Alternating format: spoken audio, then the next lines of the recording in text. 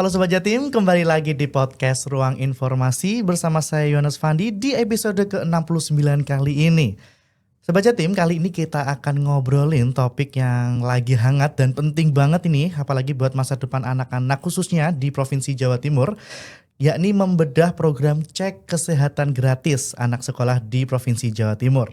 Nah Sobat Jatim, kalian tahu gak sih meskipun anak-anak kita, adik-adik kita semangat belajar setiap hari, ternyata masih banyak tantangan kesehatan yang diam-diam bisa menghambat tumbuh kembang mereka.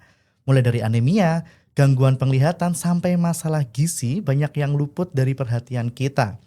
Makanya lewat program CKG sekolah ini, Dinas Kesehatan Provinsi Jawa Timur hadir langsung untuk melaksanakan deteksi dini masalah kesehatan anak.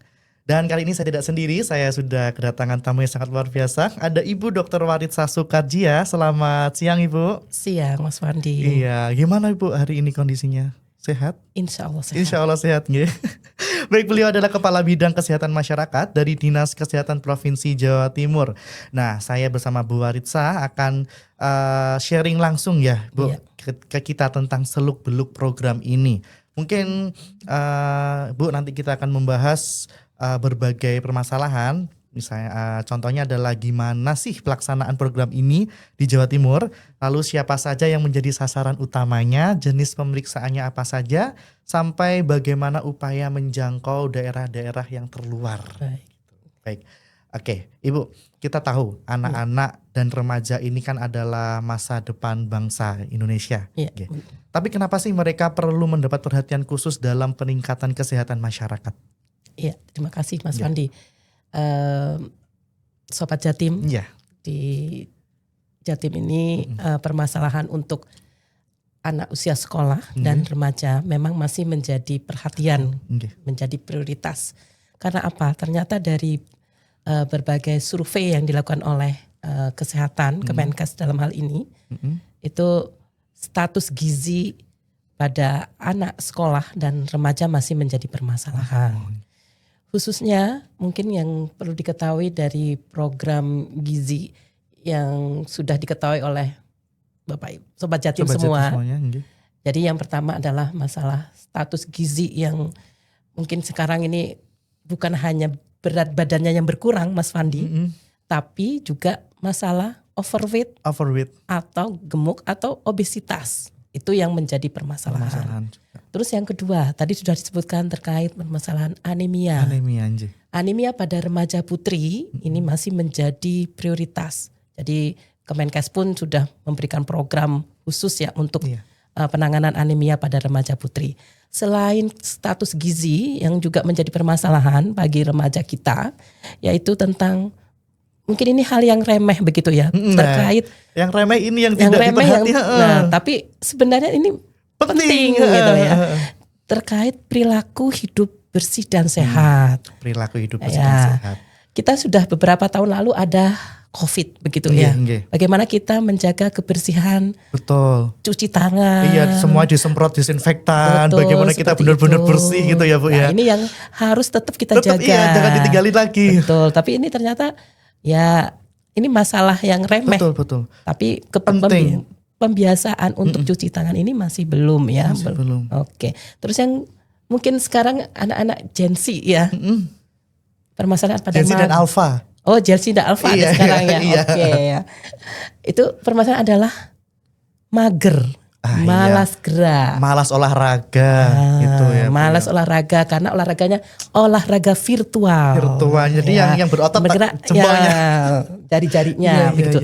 Akhirnya aktivitas fisik mereka juga bermasalah. Kebugaran mereka pun malah hasilnya ya mungkin beberapa sekolah yang sudah melaksanakan CKG itu kurang dan cukup ya. Tidak ada yang sangat bugar gitu. Iya. Itu yang masih menjadi tantangan. Kemudian perilaku beresiko. Perilaku beresiko ini mungkin yang perlu kita menjadi perhatian adalah perilaku beresiko untuk rokok.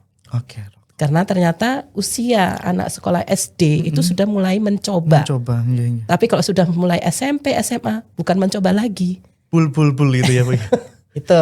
Terus yang terakhir adalah kesehatan mental. Mungkin ini lagi ngetren sakit, ya. Ya, banyak kasus-kasus mungkin beberapa waktu lalu. Overthinking, kasus-kasus bullying antar teman sebaya itu kan mesti ada lah. Itulah kesehatan mental juga perlu dijaga. Dan yang terakhir adalah kesehatan reproduksi. Ini masih menjadi tantangan kita di Jawa Timur dan Indonesia ya begitu. Mungkin itu yang terkait permasalahan anak usia sekolah remaja. Ya, khususnya di Jawa Timur juga ya Bu ya, masih menjadi perhatian khusus.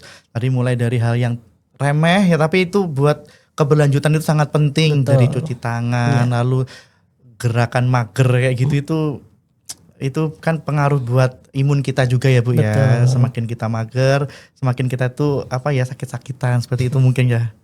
Gak bugar, jadi kering-kerikan lah bahasa Jawanya itu apa ya bahasa Indonesia. Karena saya bukan orang Jawa jadi bingung ini.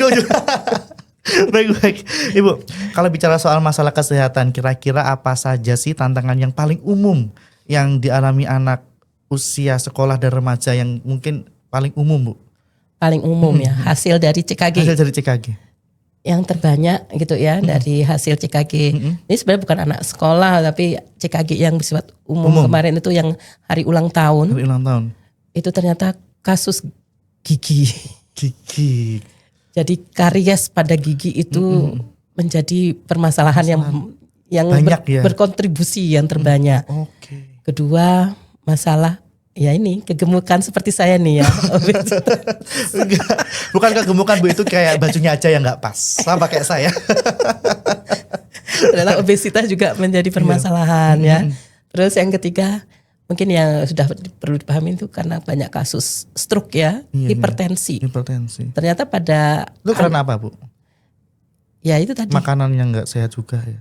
Pola hidup ya. Jadi bukan hanya makanan yang tidak sesuai dengan menu gizi seimbang gitu ya. Ini promosi nih ya sekalian. Itu juga tadi aktivitas kemudian mungkin perilaku tidur ya. Ini kan kalau sudah dengan gadget gitu mungkin sudah main game gitu, lupa waktu sampai malam. Padahal bagi para pelajar ini kan juga harus ada batas waktu ya untuk beristirahat gitu loh. Paling enggak kan 8 jam sehari gitu. Kalau nggak tahu waktunya sikat gigi, makanya tadi banyak penyakit gigi yang iya kan harusnya kan kita bisa berdoa sikat gigi sebelum tidur, tapi ini kita malah main HP sampai subuh kayak gitu. Terus yang mungkin yang sekarang juga jadi prioritas terkait penyakit TBC ya, tuberkulosis. Itu juga menjadi permasalahan. Dan yang terakhir tadi itu kesehatan mental. Ternyata kasus mental health. Jadi kecemasan dan depresi ternyata sudah trennya mulai meningkat. Itu yang mungkin perlu kita waspadai ya bagi kami yang di bidang kesehatan. Gitu. Karena lagi tren juga ya, kamu kenapa mental healthku lagi ini nih lagi terguncang seperti itu. Baik, Ibu, saya kan juga baca Permenkes terbaru yang HK 0107 Menkes 33 2025 ya Bu. Sebenarnya seperti apa sih implementasi dari peraturan tersebut di Provinsi Jawa Timur? Nah, apa saja upaya preventif atau yang dilakukan Dinas Kesehatan Provinsi Jawa Timur Bu? Jadi terkait regulasi ini Mas Fandi, Bapak, Sobat Jatim, ini terkait bagaimana kita mengatasi permasalahan kesehatan ya, bukan hanya untuk anak usia sekolah remaja, tapi mulai dari sasaran 0 begitu ya, mulai bayi sampai lansia. Itu yang menjadi memang fokus kita sekarang memang ke CKG anak sekolah begitu ya.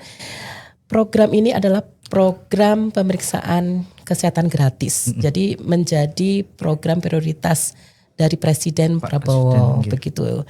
Ini kenapa? Karena yang tadi itu kasus-kasus penyakit begitu ya, khususnya penyakit menular dan tidak menular ini trennya sudah mulai meningkat. Itu yang menjadi perhatian dari pemerintah kita.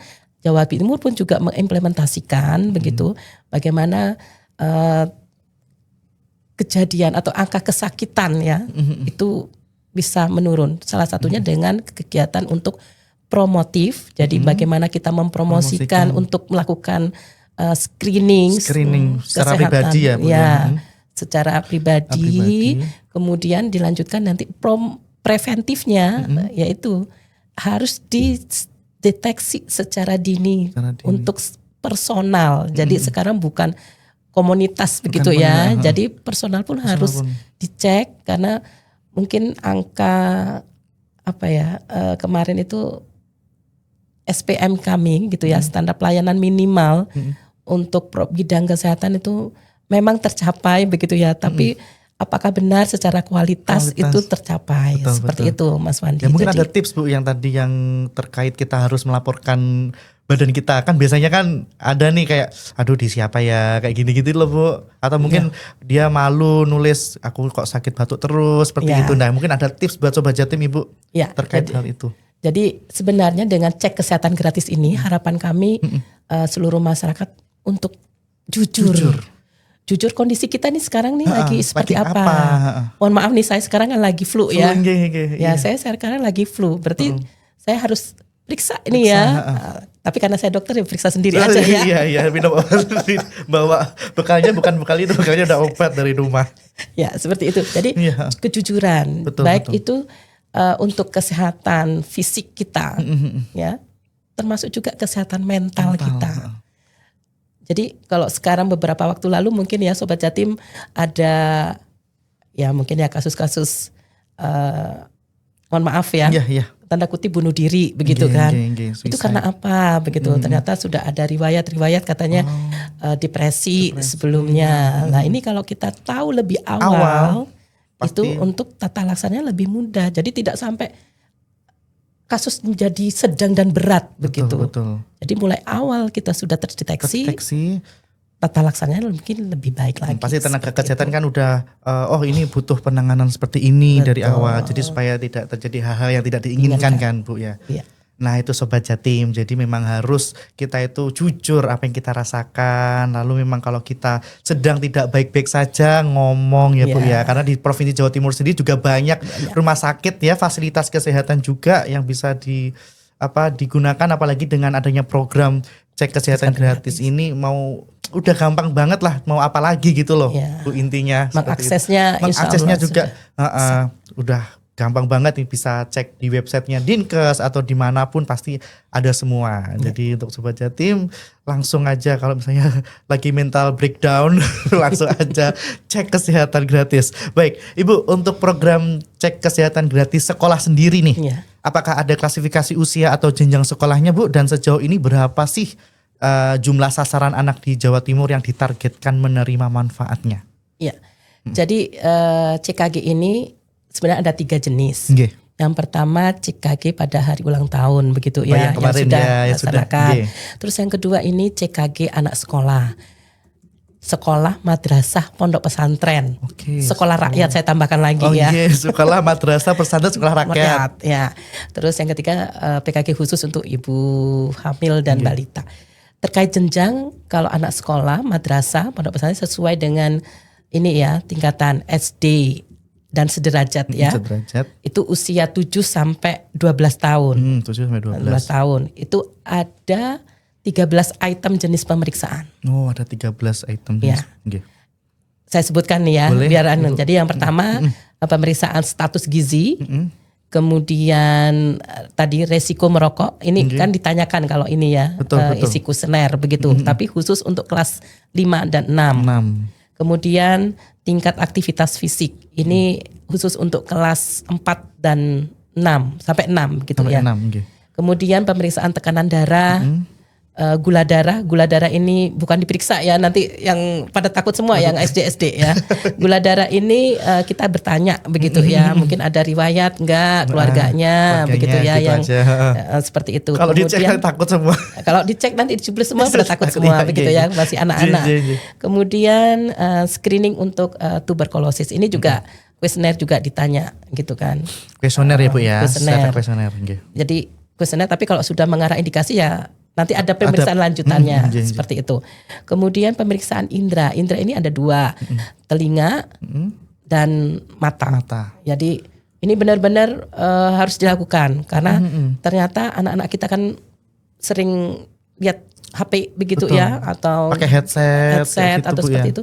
Ternyata kemarin kena. ada inilah kejadian ditanya sampai keringet enggak kelihatan itu huruf apa begitu kan gitu. Iya. Tapi sudah, ayo harus jujur, itu kelihatan enggak gitu kan. Iya. Akhirnya ngomong adik-adik itu ya akhirnya bilang, oh saya tidak bisa melihat nih ya, dari jarak 6 meter udah tidak terlihat nih ya tulisannya begitu. Jadi indera itu telinga, mata, kemudian gigi ini hanya diperiksa ya, bukan di bersihin yang gimana. Bukan, jadi dicek aja. Nanti dikiranya nanti dicek. Iya, jadi untuk pemeriksaan awal kan. Awal seperti itu. Kemudian yang tadi saya sampaikan adalah screening untuk kesehatan jiwa. Nah, ini ada kuesionernya begitu. Dan yang harus dijawab dengan jujur, begitu kan. Iya. Karena kalau enggak jujur enggak tahu ini ya gitu. Betul. Terus kemudian pemeriksaan hati. Ini terus juga kesehatan reproduksi, tapi ini untuk kelas 4 sampai 6 karena kan sudah mulai balik begitu ya.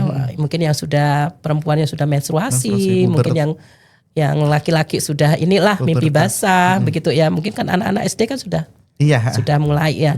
Dan yang terakhir untuk SD itu riwayat imunisasi, tapi itu khusus untuk kelas 1. Jadi 13 item.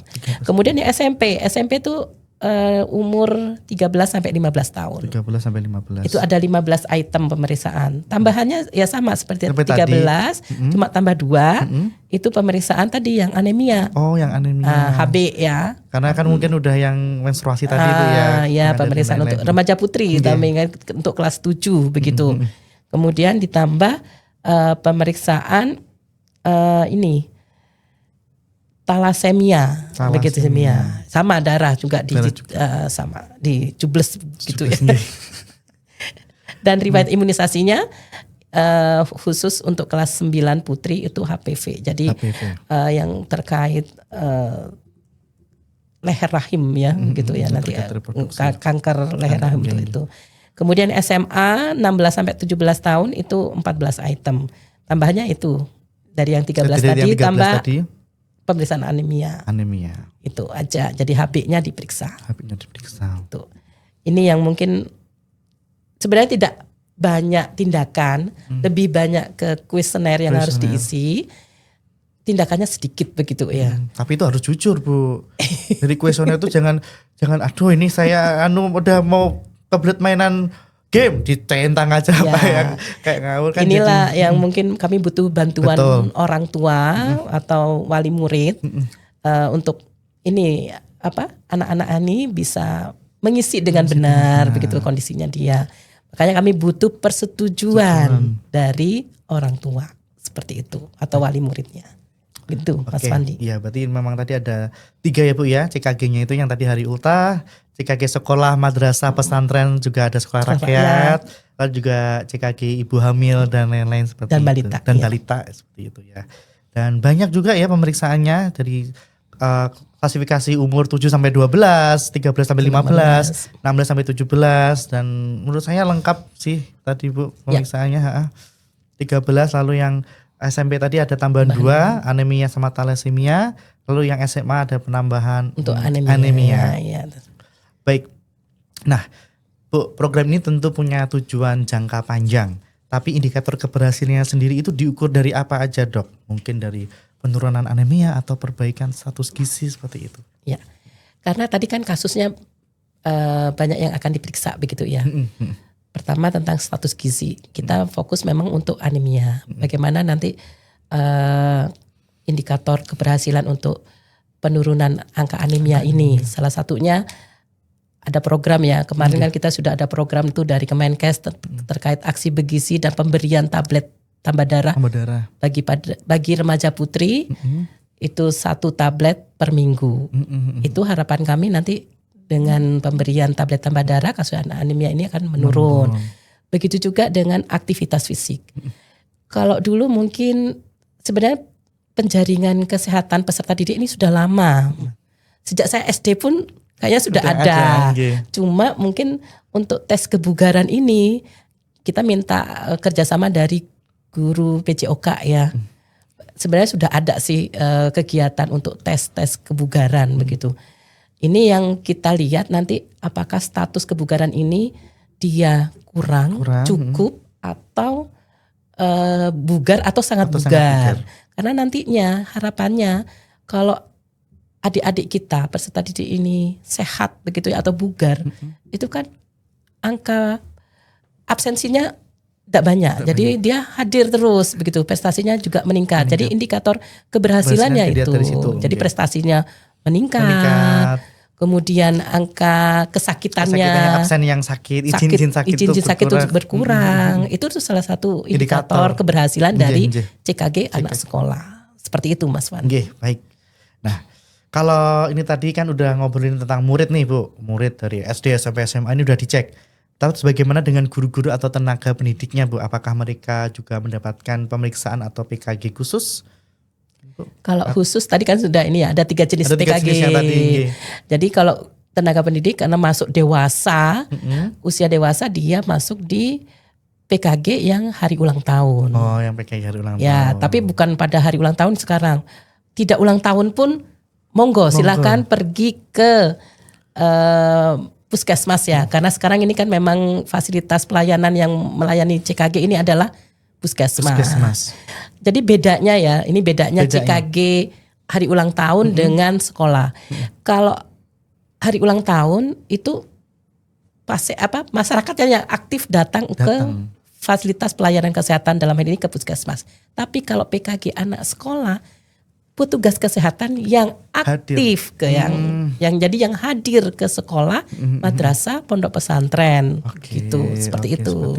Berarti tenaga pendidiknya ya datang ke puskesmas saja. That's the point. Jadi memang ini menyasarnya ke murid-murid itu kita yang bergerak ya, tenaga kesehatan yang bergerak.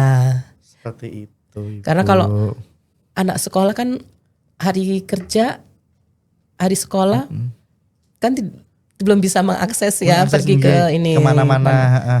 Kita lah yang hadir gitu ya, kesehatan yang hadir ke sekolah madrasah. Gitu. Baik, lalu dari sisi pelaksanaan Bu, CKG atau PKG ini biasanya dilakukan di mana aja dan apa aja yang harus disiapkan sebelum pelaksanaan dan siapa yang bertugas menyiapkan alat-alat tersebut Bu? Mungkin koordinasi dengan sekolah atau puskesmas atau bagaimana Bu? Jadi untuk CKG anak sekolah ini sebenarnya mulai bulan Juli kemarin begitu, Kemenkes itu sudah melakukan sosialisasi dan kami tindak lanjuti juga rapat koordinasi dengan tim pembina UKSM, provinsi, kabupaten, kota, dan sekolah, tim pelaksana UKS. Jadi kalau tim pembina itu yang di provinsi, kabupaten, kota ya. Kalau tim pelaksana UKSM itu yang ada di sekolah. Jadi mulai dari SD, SMP, SMA dan madrasah ya termasuk di situ. Kita mulai termasuk SLB. Mohon maaf ya. SLB juga menjadi sasaran. Ya. Kita mulai kegiatan ini mulai bulan Agustus ya. Sebenarnya Juli tahun ajaran baru ya. Tapi Juli ini kita persiapan dulu. Jadi mulai kick off-nya kemarin tanggal 4 Agustus 2025. Jatim itu ada 2 di SMPN 1 Padangan Bojonegoro dan Pondok Pesantren Al-Manah di Sidoarjo. Seperti itu. Tapi ini semua sekolah, madrasah, pondok pesantren pun sudah kita lakukan untuk mulai ya. Udah mulai. Sampai kapan? Sampai Desember kita cek apakah teman-teman ini bisa mengakses sampai Desember begitu. Kalau memang masih ada sekolah, madrasah, pondok pesantren belum terakses dengan kita lanjutkan nanti untuk tahun depannya. Berikutnya. Jadi mulai dari Januari sampai Juni ya 2026. Jadi tahun ajaran baru. Apa yang harus dipersiapkan? Ini kami mohon bantuan ya dari pihak sekolah, madrasah, pondok pesantren. Monggo Bu. Bantuannya apa? Bu? Jadi mohonlah dukungan untuk menyediakan alat kesehatan untuk CKG ini. Satu apa aja Bu ini alatnya di list Bu? Alatnya di list. Satu timbangan, injak. Yang digital ya sekarang standarnya. Oh iya. Bukan yang baterai-baterai ya. Bukan baterai. Jadi digital. Terus yang kedua pengukuran tinggi badan. Ini namanya istilahnya stadiometer begitu ya. Terus ketiga stopwatch. Stopwatch ini untuk mengukur tes kebugaran tadi. Terus yang keempat Snellen chart. Snellen chart ini untuk pemeriksaan fungsi ini tajam penglihatan mata begitu. Ya Snellen chart. Sebenarnya harganya murah. Insya Allah bisa lah dipenuhi oleh sekolah madrasah dan SLB semuanya. SLB dan pondok pesantren. Insya Allah bisa begitu. Itu yang terus dari pihak Dinas Pendidikan dan dan Kemenak kami harapkan juga pemetaan sasaran. Ini yang penting karena apa? Karena di CKG ini Sobat Jatim kita butuh penyediaan logistik begitu ya. Masalahnya penyediaan logistik ini Jatim ini cukup besar ya. Iya, Jatim. Ini kita sekitar 7,4 juta sasaran. Wow, 7,4 juta sasaran. Iya, memang saling sinergi ya Bu ya. Memang harus butuh bantuan dari kabupaten kota seperti itu. Betul. Dan ini terus terang CKG ini untuk logistiknya masih dibantu oleh Kemenkes gitu. Walaupun juga teman-teman di kabupaten kota juga ada anggaran dari APBD kabupaten kotanya. Seperti itu Mas Fandi.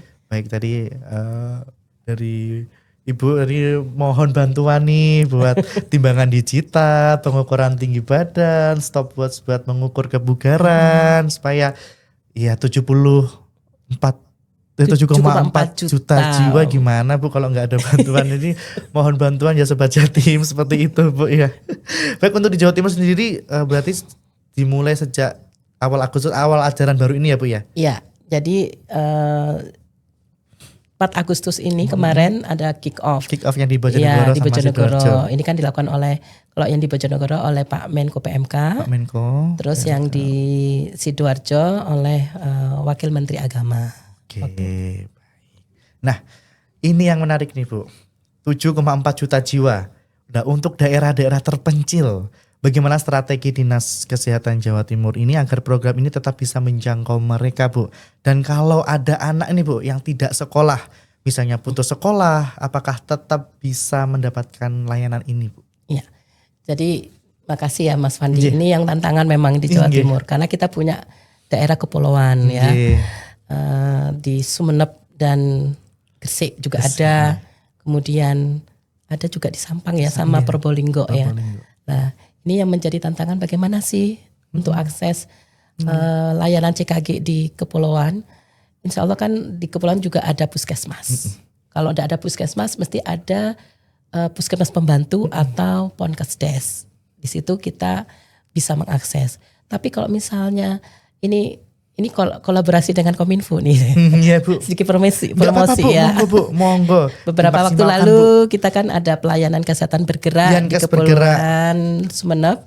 Kita kemarin ke Sapudi. Ada uji coba untuk pelaksanaan telemedicine begitu ya. Jadi antara petugas kesehatan yang di pulau dengan petugas kesehatan yang di daratan ya. Di daratan ya. Yang di daratan dan di pulau. Maksudnya di kota lah Bu ya. Itu kita untuk mendekatkan akses bagaimana konsultasi apabila dari hasil CKG ini dibutuhkan tindak lanjut. Jadi saya terima kasih ini ya sudah difasilitasi. Mudah-mudahan nanti kita tahun ini masih ada 2 pulau lagi nih ya. Yang mau kita sasar gitu. Mantap. Berarti memang mudah-mudahan telemedicine nanti bermanfaat begitu bagi teman-teman kami yang ada di kepulauan. Begitu. Berarti memang pemeriksaan jarak jauh gitu ya Bu ya telemedicine. Sebenarnya bukan pemeriksaannya di sana, tapi mungkin kalau ada butuh konsultasi itu ada tenaga dokter spesialis yang bisa memberikan advice begitu ya untuk tindak lanjutnya. Apa ini memang bisa dilakukan di puskesmas tersebut atau harus dirujuk. Itu yang mungkin hasil CKG ini nantinya tantangannya adalah gimana sih status kesehatan masyarakat Jawa Timur gitu ya. Sudah sehat atau belum? Ini tugas kami nih ya. Mudah-mudahan dari Sobat Jatim nanti bisa memahami dan kita bisa bekerja sama berkolaborasi dan mendukung program kesehatan ini. Gitu. Nah, Ibu untuk tadi yang anak mungkin tidak sekolah, misalnya putus sekolah, apakah mungkin bisa mendapatkan layanan ini, Bu? Jadi gini, CKG ini tadi itu kan bukan hanya di sekolah aja, tapi kan ada hari ulang tahun. Hari ulang tahun itu kan memang harus mengakses ke Vaskes, tapi sekarang lagi CKG yang komunitas. Jadi dilakukan kepada komunitas yang mungkin karena kesibukannya atau karena keterbatasannya. Ya, seperti ini ya untuk SLB atau yang putus sekolah itu yang didatengin oleh petugas. Jadi kita kan punya posyandu ya. Sampai di tingkat desa kelurahan kita punya posyandu. Jadi harapan kami di tingkat posyandu ini sudah terdata. Berapa sih masyarakat di wilayah posyandu tersebut yang belum terakses. Makanya bantuan para kader posyandu ini kami butuhkan. Butuh bantuan banget. Iya, paling tidak untuk menginformasikan. Itu ada masih yang belum masyarakat yang belum mengakses untuk CKG seperti itu. Berarti memang ini mengakses ke semuanya berarti ya Bu ya. Tapi memang butuh dukungan dari kabupaten kota semuanya untuk melaporkan ternyata di desa ini ada beberapa kelompok mungkin yang tidak sekolah atau bagaimana dilaporkan supaya mendapatkan manfaat yang sama begitu. Ya, Ibu, ini sebagai penutup ini, apa harapan Ibu terhadap keberlanjutan program ini untuk kesehatan anak-anak dan remaja kita ke depannya, Ibu? Jadi harapan kami Sobat Jatim, dengan adanya cek kesehatan gratis ini, seluruh anak usia sekolah remaja terakses semua untuk status kesehatannya. Jadi sudah tahu status kesehatannya, kemudian kalau memang ada permasalahan bisa kita tindak lanjuti. Jadi ini program kesehatan ini bukan program mandiri kesehatan ya yang bekerja, tapi kami butuh dukungan dari mitra-mitra, baik itu mitra pemerintah maupun non pemerintah. Kita juga punya mitra yang potensial ya sampai di tingkat desa kelurahan. Ini yang kami butuh dukungan. Kemudian